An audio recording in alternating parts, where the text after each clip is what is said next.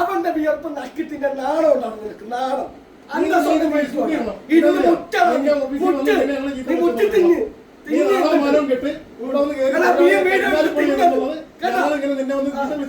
നീ ചിരിച്ചോണ്ടിരുന്നാ മതി. നീ അവിടെ ചിരിച്ചോണ്ടിരുന്നാ മതി. ഉളുപ്പില്ലാതെ ഇരിക്കുന്നവരോടാ. എടാ നിനക്ക് കേസ് ഈറ്റ് എങ്ങനെ എന്താ കഴിഞ്ഞ 3 കൊല്ലത്തോണ്ടല്ലോ നിങ്ങൾക്ക് ഇതിനകത്ത് ഇരിക്കാൻ ഈ സർക്കാരോട്